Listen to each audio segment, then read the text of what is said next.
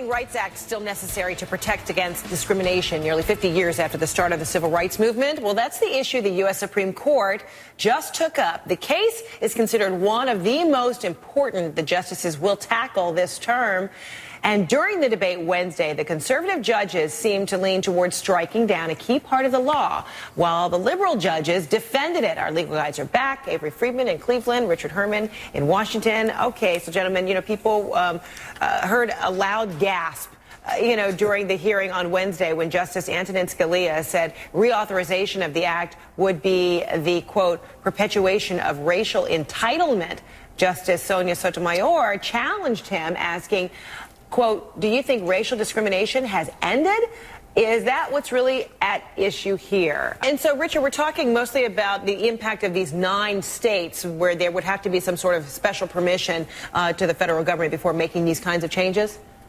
Yeah, and it's not only these 9 states, Fred, it's also countless counties all over the country. For instance, in New York, the Bronx County is also bound by this. But it's just absolutely incredible that a Supreme Court judge would make the kind of comment that Scalia made, that it's a giveaway to blacks and Latinos. I mean, what does that mean? That sounds racist to me, but, I'm not as brilliant as Justice Scalia, but it sounds like racism to me. And when Justice Roberts chimes in and says, well, the black-to-white ratio is the worst, voting ratio is the worst in Massachusetts and the best in Mississippi, they seem to be drinking the same Kool-Aid here. I don't know. It's no semblance of reality, it seems to me, from this Supreme Court. It's the province of Congress to address this. I don't think the Supreme Court should be getting involved. And when states like Texas and some other states move voting booths some 800 miles away from areas, from rural That's the point. Voting areas to preclude that minority vote, and President Obama seems to win the election by a huge minority advantage. Come on, it's pretty transparent. It's not unusual. But Congress will repass it if it's invalidated anyhow. And it's not unusual. Oh, sorry, go ahead.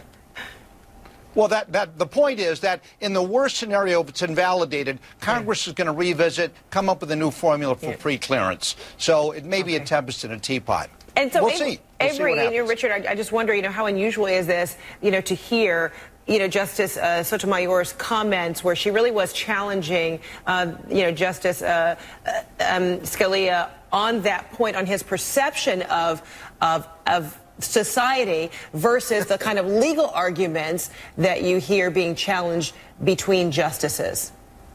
Well, look, she's a minority, and, you go, girl. I mean, this is, she took it personal, and she let it rip, and, kudos to her. Well, it's more than that. It's more than that. I think it's philosophically a very different view of what the 13th Amendment is and what the Voting Rights Act is. And I think you just see this difference in what they believe the Constitution provides for here. That's what that was. May have been personal, but I think philosophically these two justices are miles apart. It's partisan politics. Partisan politics is what's going on. It's not politics on the Supreme Court. I don't buy it. It is. All right, Richard, Avery, thanks so much. We know there's no politics between you guys. We just like that you sometimes agree, and sometimes you just simply don't see it the same way.